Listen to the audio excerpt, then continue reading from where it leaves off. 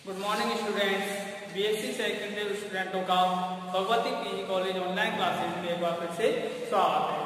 Last video में हम पढ़ रहे थे, पेपर फर्स्ट स्टार्ट किया था जिसके अंतर्गत हमने टॉपिक स्टार्ट किया था गिंगो। ठीक है, लास्ट लेक्चर में हमने गिंगो के स्पोरोफाइट स्ट्रक्चर के बारे में पढ़ा था। ठीक है, स्पोरोफिटिक प्लांट क्या होता है, किस प्रकार का पाया जाता है तथा इसकी एनाटॉमी, स्टेम की एनाटॉमी का अध्ययन किया था। आज हम गिंगो में रिप्रोडक्शन का अध्ययन करेंगे। ठीक है, जिसके अंतर्गत आज हम केवल रिप्रोडक्शन में मेल स्ट्रोबिलस या नर शंकु के बारे में पढ़ेंगे कि नर शंकु की संरचना किस प्रकार की होती है, इसका विकास किस प्रकार का होता है तथा नर शंकु में किस प्रकार की बीजाणु धानियां कहां पर स्थित होती है, बीजाणु धानी से, ठीक है, बीजाणु धानी का विकास किस प्रकार से होता है तथा बीजाणु धानी के विकास के द्वारा नर युग्मकोद्भिद अर्थात मेल गैमेटोफाइट का डेवलपमेंट किस प्रकार से होता है। ठीक है, तो आज हम क्या पढ़ने वाले हैं गिंगो में रिप्रोडक्शन जो पाया जाता है गिंगो में वो मेनली कौन सा पाया जाता है, सेक्सुअल रिप्रोडक्शन। ठीक है, कौन सा, सेक्सुअल रिप्रोडक्शन, लैंगिक जनन पाया जाता है, जिसके अंतर्गत नर शंकु तथा मादा शंकु विकसित होते हैं। नर शंकु तथा मादा शंकु के अंतर्गत, ठीक है, नर शंकु में लघु बीजाणु धानियां विकसित होती हैं तथा लघु बीजाणु धानियों के अंतर्गत, ठीक है, लघु बीजाणुओं का निर्माण होता है। इसी प्रकार से देखें तो मादा शंकु में, ठीक है, मादा शंकु में गुरु बीजाणु धानी विकसित होती हैं और गुरु बीजाणु धानी के अंदर गुरु बीजाणुओं का निर्माण होता है। तो इसके अंतर्गत गिंगो के अंतर्गत हम आज पढ़ने वाले हैं मेल स्ट्रोबिलस। ठीक है, क्या, मेल स्ट्रोबिलस अर्थात नर शंकु। ठीक है, कि नर शंकु किस प्रकार के होते हैं तथा नर शंकु की संरचना किस प्रकार की पाई जाती है। तो नर शंकु जो है, नर शंकु का विकास, नर शंकु जो होते हैं इनका जो डेवलपमेंट होता है, ठीक है, वो कौन सी ब्रांचेस को होता है, लिमिटेड ग्रोथ ब्रांच पर। ठीक है, कौन सी ब्रांच पर, लिमिटेड ग्रोथ ब्रांच पर, ठीक है, इनका विकास होता है अर्थात सीमित वृद्धि वाली शाखाओं पर नर शंकु तथा मादा शंकु क्या होते हैं, विकसित होते हैं। नर शंकु जो है पर्णों के कक्ष से, ठीक है, कहां से, पर्णों के कक्ष में स्थित होते हैं। ठीक है, कहां पर स्थित होते हैं, पर्णों के कक्ष में स्थित होते हैं। इनमें दो प्रकार की पर्ण होती है, जैसे हमारा शल्कपर्ण या सामान्य पर्ण। ठीक है, शल्कपर्ण या सामान्य पर्णों के कक्ष में ही नर शंकुओं का क्या होता है, विकास होता है। अब नर शंकु की संरचना देखेंगे, जो विकास देखेंगे कैसे होता है कि नर शंकु जो है, मान लीजिए कि ये क्या है, सीमित वृद्धि वाली शाखा। कौन सी शाखा, सीमित वृद्धि वाली शाखा तथा इन पर क्या विकसित होती है, पर्णें विकसित होती हैं। ठीक है, क्या विकसित होती हैं, पर्णें इस प्रकार से विकसित निर्मित होती है।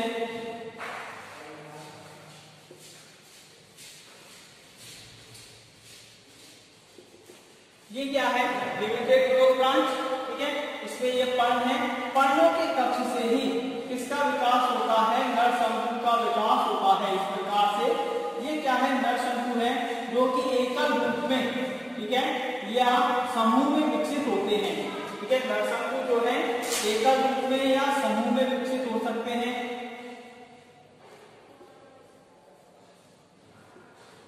इस प्रकार से ये है लीफ और ये क्या है, स्ट्रोबिलस अर्थात शंकु, नर शंकु। ठीक है, पर्णों के कक्ष से इस प्रकार से विकसित होते हैं, इनकी स्थिति इस प्रकार से पाई जाती है।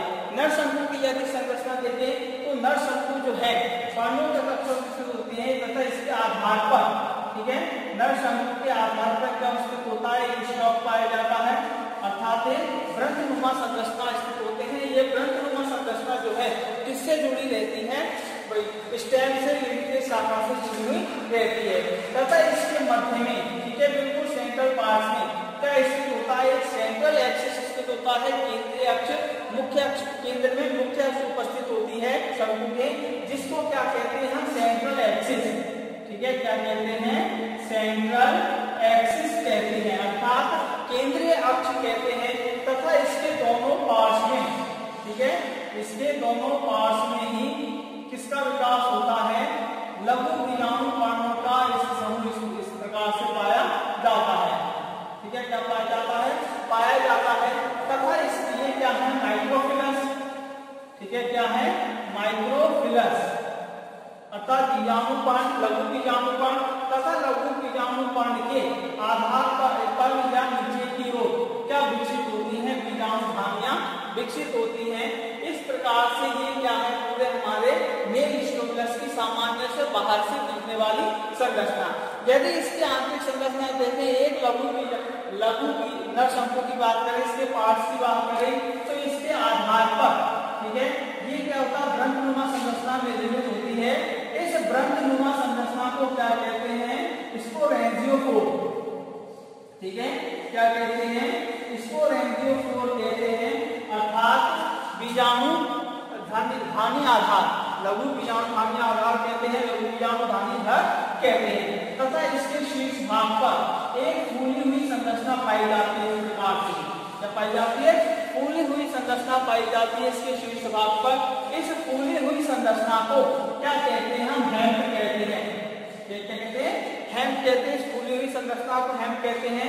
तथा इसके आधारीय भाग पर, ठीक है, दो लघु बीजाणु धानियां विकसित होती हैं। ठीक है, क्या विकसित होती हैं, दो लघु बीजाणु धानियां ही विकसित होती हैं। इसमें एक हेम्प में लीजिए माइक्रोस्पोरेंजियम, दो लघु बीजाणु धानियां स्थित होती हैं तथा शीर्ष भाग पर एक फूली हुई संरचना पाई जाती है। इस फूली हुई संरचना को क्या कहते हैं, हम नॉब, ठीक है, क्या कहते हैं, इसको नॉब कहते हैं। तो इस प्रकार से देखें तो इसकी क्या होती है, संरचना पाई जाती है, मेल शंकु या नर शंकु की संरचना स्थित पाई जाती है। दोबारा से कहते हैं कि मेल स्टोमलस का प्रकार जो होता है सीमित वृद्धि वाली शाखाओं पर ही होता है तथा ये पर्णों के कक्ष से विकसित होते हैं। इसके पर्णों के कक्ष से विकसित होते हैं तथा इसके आधारीय भाग पर एक व्रंतनुमा संरचना विकसित होती है, जिसके द्वारा यह लिंकेज शाखा से जुड़ा हुआ रहता है। इसके मध्य भाग में या केंद्रीय भाग में एक मुख्य अक्ष उपस्थित होती है, जिसको क्या कहते हैं, हम सेंट्रल एक्सिस कहते हैं। तथा सेंट्रल एक्सिस के दोनों पार्श्व सर्पिल क्रम में बीजाणु धानियां विकसित होती है। बीजाणु धानी संरचना देखें तो इसके आधारीय भाग पर व्रंतनुमा संरचना उपस्थित होती है, जिसको क्या कहते हैं, बीजाणु धानी घर कहते हैं। इसके शीर्ष भाग पर जो फूली हुई संरचना पाई जाती है, इन फूली हुई संरचनाओं को क्या कहते हैं, हम हेम्प कहते हैं। और हेम्प के आधारीय भाग पर दो लघु बीजाणु धानियां स्थित होती हैं, तब जिसके अंदर किसका निर्माण होता है, अनेक लघु बीजाणुओं का निर्माण होता है। ठीक है, तो ये क्या है, नर शंकु की संरचना। इसके पश्चात देखें कि नर शंकु की संरचना के पश्चात, ठीक है, नर शंकु लघु बीजाणु धानी का विकास इस प्रकार से होता है।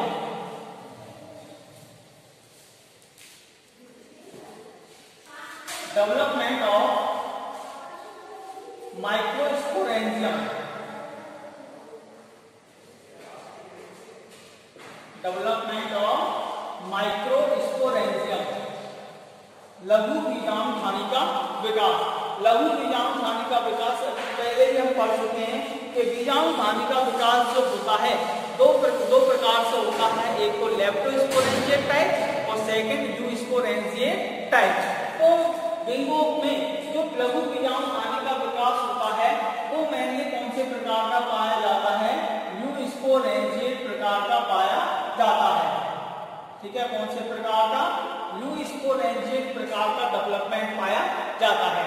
अर्थात यूस्पोरेंजिएट डेवलपमेंट किसे कहते हैं कि जब बीजाणु धानी का विकास किसी एक सतही प्रारंभिक कोशिकाओं के अनेक प्रारंभिक कोशिकाओं से होता है तो उसको क्या कहते हैं, यूस्पोरेंजिएट डेवलपमेंट कहते हैं। यूस्पोरेंजिएट डेवलपमेंट में जो होता है कि इसके जो लघु माइक्रोस्पोरेंजियस होती हैं, लघु बीजाणुपर्ण होती हैं, उनकी सतही आरंभिक कोशिकाओं से, अर्थात जो प्रारंभिक कोशिकाएं होती हैं वो क्या होती हैं, स्पोरेंजियल इनिशियल, अर्थात बीजाणु धानी आरंभिक। ठीक है, कौन सी, स्पोरेंजियल इनिशियल बीजाणु धानी प्रारंभिक कोशिकाएं होती हैं। इन बीजाणु धानी प्रारंभिक कोशिका के द्वारा किसका विकास होता है, माइक्रोस्पोरेंजियम का, अर्थात लघु बीजाणु धानी का विकास होता है। स्पोरेंजियल इनिशियल सेल्स में सबसे पहले कौन सा डिवीजन होता है, परिणति विभाजन होता है। पहली पेरिक्लिनल डिवीजन होता है। पीडी अर्थात पेरिक्लिनल डिवीजन परिणति विभाजन होता है, जिसके द्वारा दो प्रकार की कोशिकाएं निर्मित होती हैं। एक तो होती है आउटर सेल, ठीक है, और दूसरी जो सेल से निर्मित होती है वह कौन सी सेल निर्मित होती है? इनर सेल, ठीक है। आउटर सेल्स और इनर सेल निर्मित होती है। आउटर सेल्स जो है यह क्या कहलाती है? प्राइमरी वॉल सेल, ठीक है, क्या कहलाती है? प्राइमरी वॉल सेल, प्राथमिक भित्ति कोशिका।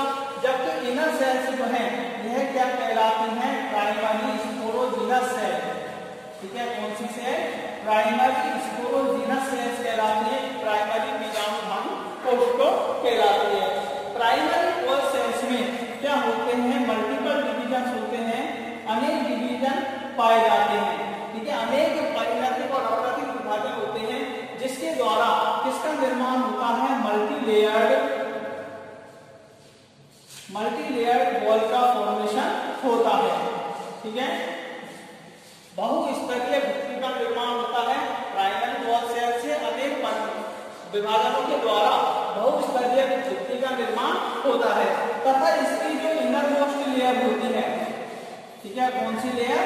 इनर मोस्ट लेयर जो होती है मल्टीलेयर्ड वॉल्स की, सबसे आंतरिक जो भित्ति कोशिका होती है, जो परत होती है, यह किसके रूप में कार्य करती है? टैपिटम के रूप में कार्य करती है, ठीक है। किसके रूप में कार्य करती है? टैपिटम के रूप में कार्य करती है। जबकि इधर देखिए दूसरी कोशिका जो है इनर सेल जो है, ये क्या है? Primary sporogenous cell. इसमें डिवीजन के द्वारा किसका निर्माण होता है? स्पोरोजिनस सेल्स का निर्माण होता है। किसका निर्माण होगा? स्पोरोजिनस सेल्स का निर्माण होता है। स्पोरोजिनस सेल्स के द्वारा इसमें डिवीजनों के द्वारा किसका निर्माण होता है? स्पोरोजिनस टिश्यू का निर्माण होता है। स्पोरोजिनस टिश्यू के द्वारा, ठीक है, किसका निर्माण होता है? माइक्रोस्पोर्स मदर सेल, ठीक है। किसका निर्माण होता है? माइक्रोस्पोर मदर सेल्स का निर्माण होता है। माइक्रोस्पोर्स मदर सेल्स के में क्या होगा? एक मियोसिस होता है, ठीक है, अर्धसूत्री विभाजन पाया जाता है, और अर्धसूत्री विभाजन के द्वारा किसका निर्माण होता है? माइक्रोस्पोर का निर्माण होता है, ठीक है। किसका निर्माण होता है? माइक्रोस्पोर का निर्माण होता है, लघु बीजाणु का निर्माण होता है। अर्थात बीजाणुकीय अवस्था जो होती है उसकी जो अंतिम अवस्था है वह क्या होती है? माइक्रोस्पोर कहलाती है। लघु बीजाणु भी कह सकते हैं, परागकण भी कह सकते हैं, जिसके द्वारा आगे जाकर किसका निर्माण होता है? मेल गैमेटोफाइट अर्थात नर युग्मकोद्भिद का निर्माण होता है, ठीक है। तो इस प्रकार से देखेंगे इसमें लघु बीजाणुधानी का विकास होता है। डायग्रामेटिकली देखें कि इसका विकास किस प्रकार से होता है। ये क्या है? कोई अनेक सतही प्रारंभिक कोशिका, जिसमें से कोई एक कोशिका जो है, ठीक है, वह किसके रूप में कार्य करती है? स्पोरेंजियम इनिशियल के रूप में, ठीक है। किसके रूप में? स्पोरेंजियल इनिशियल के रूप में कार्य करती है। स्पोरेंजियल इनिशियल सेल्स में क्या होगा? परिणति विभाजन होता है, जिसके द्वारा दो कोशिकाएं निर्मित होती हैं, एक तो आउटर सेल और दूसरी इनर सेल, ठीक है। आउटर सेल्स और इनर सेल निर्मित होती है।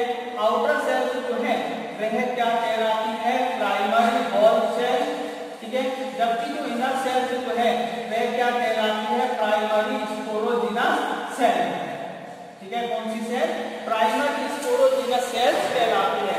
प्राइमरी वॉल सेल्स में अनेक डिवीजन के द्वारा मल्टीलेयर्ड किसका निर्माण हो जाता है? भित्ति का निर्माण हो जाता है। बीजाणुधानी की क्या निर्मित हो जाती है?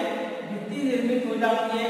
जबकि आंतरिक जो प्राइमरी स्पोरोजिनस सेल्स है इसमें अनेक डिवीजन के द्वारा अंदर छोटी छोटी कोशिकाओं का एक समूह निर्मित हो जाता है। इस प्रकार से एक समूह निर्मित हो जाता है।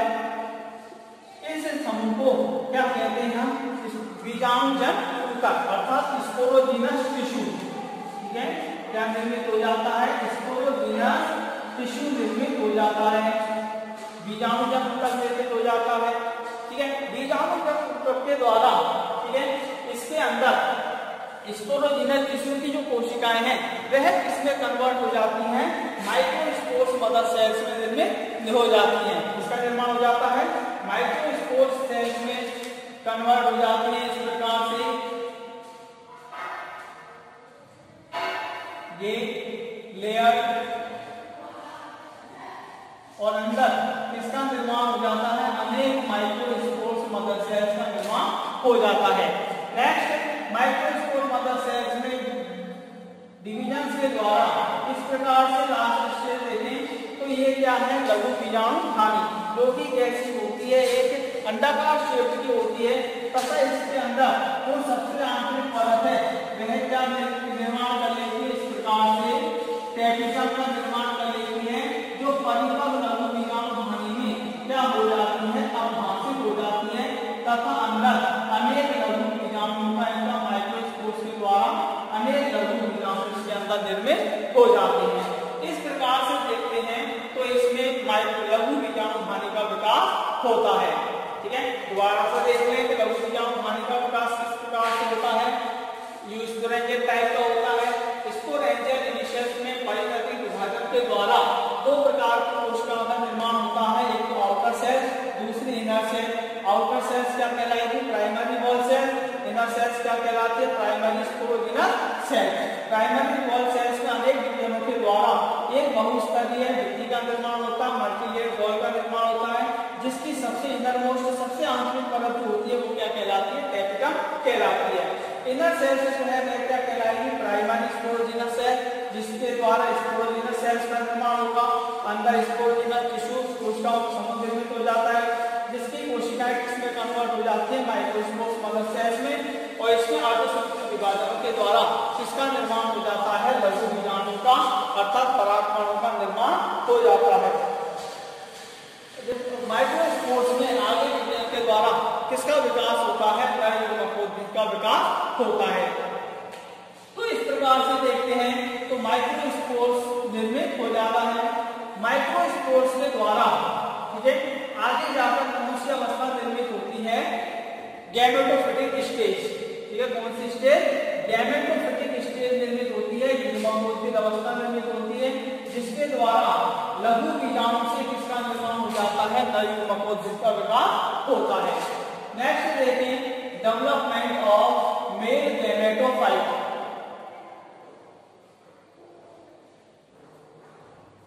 डेवलपमेंट ऑफ मेल गैमेटोफाइट, नरयुग्मकोद्भिद का विकास। तो नरयुग्मकोद्भिद की जो फर्स्ट सेल होती है, ठीक है, नरयुग्मकोद्भिद अवस्था की जो फर्स्ट सेल्स होती है वह कौन सी होती, क्या कहलाती है, माइक्रोस्पोर। ठीक है, क्या कहलाती है, माइक्रोस्पोर्स कहलाती है, लघु बीजाणु कहलाती है। लघु बीजाणु के द्वारा किसका विकास होता है, नरयुग्मकोद्भिद का विकास होता है। माइक्रोस्पोर्स मदर सेल्स में परिवर्तित विभाजन के द्वारा ठीक है दो कोशिकाएं निर्मित होती हैं। ठीक है, इसमें क्या होगा, ट्रांसफर डिवीजन होता है। ट्रांसफर डिवीजन के द्वारा ठीक है, ट्रांसफर डिवीजन के द्वारा दो कोशिकाएं निर्मित होती हैं, एक तो ऊपरी कोशिका और एक अंतः निचली कोशिका या आधारीय कोशिका। ऊपरी को अपर सेल्स जो है, अपर सेल्स और एक लोअर सेल्स। ठीक है, अपर सेल्स जो है यह सेल्स क्या कहलाती है, प्राइमरी प्रोथेलियल सेल। ठीक है, क्या कहलाती है, प्राइमरी प्रोथेलियल सेल कहलाती है, प्राथमिक प्रोथेलसी कोशिका। ठीक है, प्राइमरी प्रोथेलियस कोशिका कहलाती है। जबकि जो लोअर सेल्स है यह क्या कहलाती है, एंथीरियल इनिशियल। ठीक है, कुंधानी प्रारंभिक कोशिका। ठीक है, क्या कहलाएगी, एंथीरियल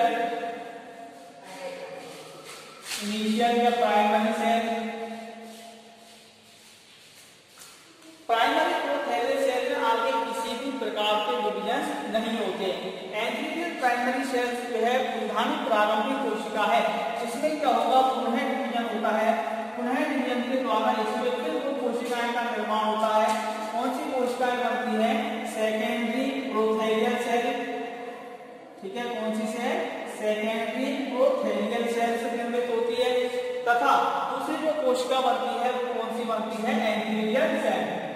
ठीक है, कौन सी सेल, एंथीरियल सेल। कुंधानी कोशिका बनती है। जिस प्रकार से प्राइमरी प्रोथेलियल सेल से किसी प्रकार का निर्माण नहीं होता, उसी प्रकार से सेकेंडरी प्रोथेलियल सेल में आगे किसी भी प्रकार के डिवीजन नहीं होते हैं। एंटीरियर सेल्स में पुनः विभाजन के द्वारा 2 कोशिकाएं बनती हैं। कितनी कोशिकाएं बनती हैं? 2 कोशिकाएं बनती हैं। एक तो बनती है इसमें जनन कोशिका, जेनेरेटिव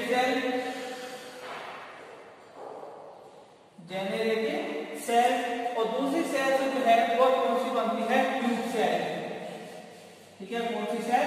ट्यूब सेल्स बनती है, अर्थात जनन कोशिका और नलिका कोशिका, 2 प्रकार की कोशिकाएं बनती हैं।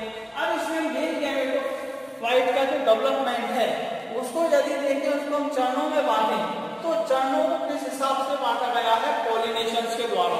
इसके द्वारा पॉलिनेशन के आधार पर परागण के आधार पर इसको डिवाइडेड किया गया है 3 चरणों में। माइक्रोस्पोर्स से लेकर जनन कोशिका तक या तो नलिका कोशिका के निर्माण तक की जो अवस्था होती है वो कब होती है? परागण पूर्व, अर्थात इसको परागण पूर्व परिवर्तन कह सकते हैं।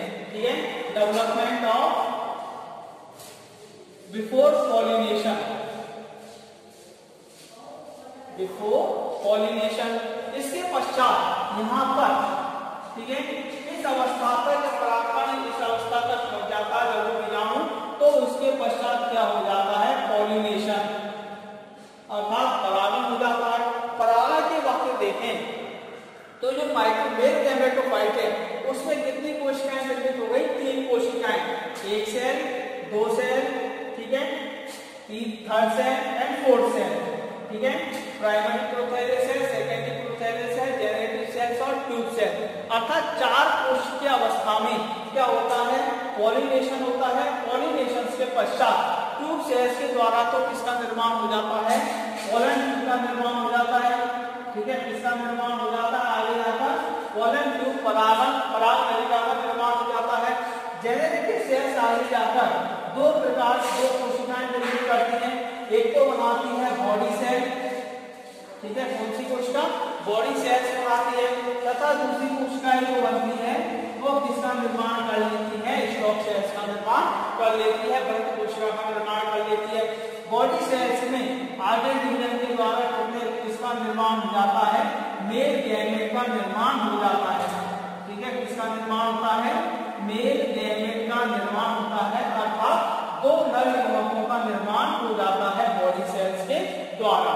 तो इस प्रकार से किसका डेवलपमेंट होता है? नर युग्मकोद्भिद का विकास होता है। ठीक है, तो याद रखना नर युग्मकोद्भिद का विकास।